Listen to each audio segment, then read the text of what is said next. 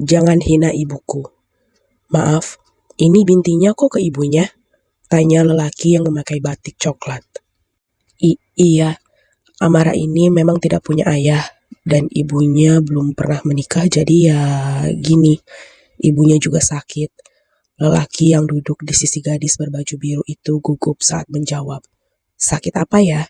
Tanyanya lagi. Orang bilang gila, tapi buat saya itu hanya depresi, jawab sang gadis yang bernama Amara. Mereka saling lirik dan menggeleng. Wah, maaf kalau gitu, kami kayaknya nggak mungkin nikah sama anak haram, apalagi ibunya gila. Tangan Amara mengepal dan menatap ke arah lelaki yang kemarin menjanjikan pernikahan, bahkan meyakinkan bahwa orang tuanya akan setuju dengan apapun yang terjadi. Pah, anaknya kan gak salah. Mungkin Amara korban perkosaan, jadi ibunya sakit dan Amara gak punya ayah. Tapi itu kan anak haram, nasabnya gak jelas, ibunya gila. Cuma akan bikin kita punya aib dan sial. Bikin malu. Amara berdiri dan melebarkan pintu. Keluar sebelum aku menendang mulutmu, wahai tamu tidak tahu diri. Teriak Amara dengan mata yang merah. Hina aku seperti yang lain menyebutku anak haram. Tapi sekali lagi menyebut ibuku gila, akan kubakar semua hartamu. Amara! Teriak sang paman yang sejak tadi mendampinginya. Aku sudah bilang, aku tidak butuh menikah. Aku juga sudah bilang sama anakmu, jangan memaksaku dan memberi harapan. Tapi anakmu yang meyakinkanku, teriak Amara pada sang paman, lalu beralih pada calon suaminya. Para tamu langsung bubar melihat kemarahan Amara yang dikenal dingin dan temperamen. Mereka bahkan tahu ini lamaran keberapa yang dibatalkan pihak lelaki. 20 kali dia gagal menikah karena mengaku bernasab pada ibunya yang dianggap gila. Sejak usia 16 tahun, dia sudah dijodohkan oleh pamannya. Namun, berakhir gagal karena selalu mengaku anak dari perempuan gila dan tak punya ayah. Bangga, baginya wanita itu layak dibanggakan dengan disematkan nasabnya pada dirinya. Meskipun tak pernah menggendongnya sejak bayi, karena dia diurus oleh bibinya. Sang paman mendekat dan menatap tajam, lalu membanting pintu rumah agar tertutup. Hanya ada dia dan keponakannya yang ngeyel. Apa susahnya sih? Pura-pura saja bernasab padaku. Kenapa harus jujur? Kamu gak punya bapak dan nasabnya jatuh ke ibumu. Sampai kapanpun, kamu gak akan menikah kalau gini. Pamannya berteriak dengan keras dan penuh amarah. Lihat, si Lela, Ida, Asih, semua nikah pakai nasab bapaknya. Padahal konon mereka anak di luar nikah. Dengan risiko pernikahan gak sah secara agama dan cuma sah di mata orang. Tanya Amara tajam. Halah, gak usah sok suci kamu. Sudah jelas kamu anak haram. Dan tak siapa bapak kamu itu. Aku emang anak haram. Tapi masa paman mau aku zina seumur hidup aku sama lelaki yang secara agama gak sah nikahnya? Amara tak mau kalah berteriak. Sang bibi hanya menyimak, meskipun tangannya yang membesarkan Amara, tapi dia tak pernah bisa membentuk dan memaksa keponakannya itu. Sudah haram, jadi pezina juga, lalu apa yang baik dariku? Teriak Amara. Sudah nasibmu memang sial. Lelaki berpeci hitam itu meninggalkan Amara yang menatap kosong dan menahan amarah. Ra, sekali-kali nurutlah sama Mamang. Amara menoleh dan menatap bibinya dengan sedih. Tapi jelas salah, Bi. Masa aku suruh zina sepanjang waktu? Haji Naim saja bilang, aku nasabnya sama ibu. Masa diubah ke paman? Ya gak bisa. Aku takut makin dosa dan imbasnya ke ibu. Amara menangis ketika bersama bibinya. Gadis berusia 24 tahun itu kembali ke belakang, membuka kamar ibunya yang selalu bergumam sendirian. Kadang menangis, kadang tersenyum, kadang menggumamkan sebuah nama. Siapa sih yang selalu ibu sebut? Tanya Amara pada bibinya. Kayak nyebut Raihan? Sang bibi menunduk dengan bingung. Ia berusaha mengalihkan bahasan dengan mengatakan ada lowongan pekerjaan di kota kalau tidak jadi menikah. Oh ya, si Lili bilang ada lowongan kerjaan di Jakarta buat kamu. Itu juga kalau kamu gak jadi nikah. Setiap kali Amara bertanya tentang siapa laki-laki di masa lalu ibu, bibi akan mengalihkan bahasan. Amara berpangku tangan. Karena Bibi emang gak tahu siapa. Dulu ibumu memang naksir pemuda kota yang kebetulan lagi KKN di desa kita. Namanya Raihan Hadiningrat. Sang Bibi akhirnya buka suara. Ia mengisahkan bahwa Nilasari, ibunya Amara, naksir dan dekat dengan Raihan Hadiningrat yang melakukan KKN di desa mereka. Keduanya sangat akrab hingga dianggap pacaran. Sebelum Raihan kembali ke Jakarta, mereka janjian bertemu di dekat sungai. Namun, sorenya Nila ditemukan dalam keadaan tak memakai apapun dan diduga diruda paksa. Kakaknya itu trauma dan tidak pernah mau bicara siapapun. Apalagi saat dinyatakan hamil, dia semakin depresi dan hampir membunuh janinnya sendiri. Ibumu dipasung dalam keadaan hamil kamu karena kami nggak punya uang mengobatinya ke rumah sakit jiwa. Dia tetap makan karena aku suapi, sampai akhirnya kamu pun lahir dengan selamat. Bibi juga yang rawat kamu. Jadi, kunci siapa ayahku ada pada lelaki bernama Raihan Hadiningrat? Tanya Amara dengan mata yang basah dan isakan yang mati-matian ia tahan. Iya kali, Bibi nggak ngerti. Tapi anaknya Raihan itu sering muncul di televisi akhir-akhir ini. Dia artis? Tanya Amara penasaran. Bukan, tapi pacaran sama artis. Sempat dibahas di infotainment, silsilah pengusaha yang lagi dekat sama si Natali itu. Namanya Araf Demir Hadiningrat, anak dari pengusaha Raihan Hadiningrat. Fotonya sih mirip sama si Raihan dulu. Awet muda lah, namanya juga kaya. Amara pun mengangguk dan menatap sang ibu yang terus tersenyum dan menatap kosong. Tangannya terhulur dan memeluk. Aku akan cari keadilan untukmu, Bu. Apapun caranya. Jika dia pelakunya, maka dia harus bertanggung jawab atas air matamu dan sakitmu selama 24 tahun ini. Kamu mau apa? Tanya bibinya.